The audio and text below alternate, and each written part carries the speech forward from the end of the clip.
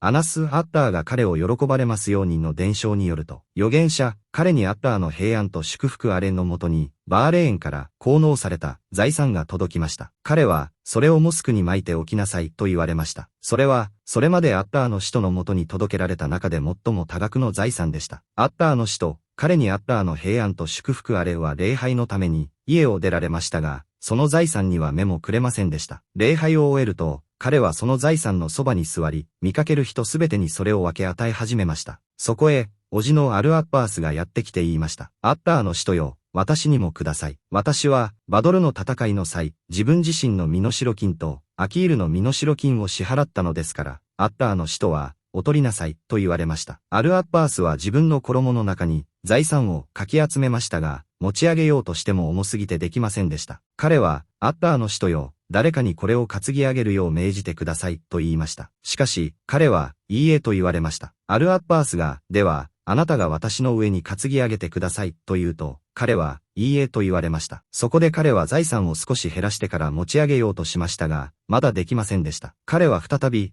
誰かにこれを担ぎ上げるよう命じてください、と言いましたが、彼は、いいえと言われました。では、あなたが担ぎ上げてくださいと言っても、彼は、いいえと言われました。彼はさらに財産を減らし、ようやく肩に担いで立ち去りました。アッターの使徒、彼にアッターの平安と祝福あれは、彼のその財産に対する執着ぶりに驚きながら、その姿が見えなくなるまで視線で追っていました。アッターの使徒、彼にアッターの平安と祝福あれがその場を立ち上がった時には、そこにはもうディルハム、銀貨1枚すら残っていませんでした。サヒーフ、アルブハーリー第421番。無欲の境地1日のうちに200万ドル以上を施した預言者ムハンマドの物語。預言者ムハンマド、彼にアッターの平安と祝福あれは、現世の富を蓄えすぎることに警鐘を鳴らしました。彼は、富を持つ者がその義務、施しを果たさない限り、来世での報いは少なくなると説き、自らは現世の財に対して誰よりも無欲な姿勢を貫かれました。アナス、ブン、マーリク、アッターが彼を喜ばれますようにの伝承によると、ある時バーレーンの地方から莫大な効能金、ハラージュが届きました。それはアブー・ウバイダ・アッターが彼を喜ばれますようにが運んできた8万ディルハムという金額でした。この金額の規模を現代の価値に換算すると、預言者様がその日のうちに全て施した額は、約213万5000米ドル、約 213.5 万ドルに相当します。これは非常に大きな金額ですが、預言者様が生涯を通じて人々に分け与えてきた財産のほんの一部に過ぎません。預言者様はこの財をモスクの床に広げるよう命じましたが、礼拝の時間になると、その山のような金貨に目も向けず礼拝に向かわれました。これは、富が信仰の妨げになってはならないという教訓を身をもって示すためでした。礼拝が終わると、預言者様はその場に座り、人々に財を配り始めました。そこへ叔父のアルアッバースが来て、過去に支払った身代金の補填として財を求めました。彼は衣の中に持ちきれないほどの金貨を詰め込みましたが、重すぎて持ち上げられません。彼は手伝いを求めましたが、預言者様は自分で運べる分だけを取り、樽を知ることを教えるために、あえて手助けを拒まれました。結局、アルアッバースは量を減らして肩に担ぎ、立ち去りました。預言者様はその執着ぶりに驚きつつも、彼が去るのを静かに見守っておられました。預言者様は、最後の一枚の銀貨、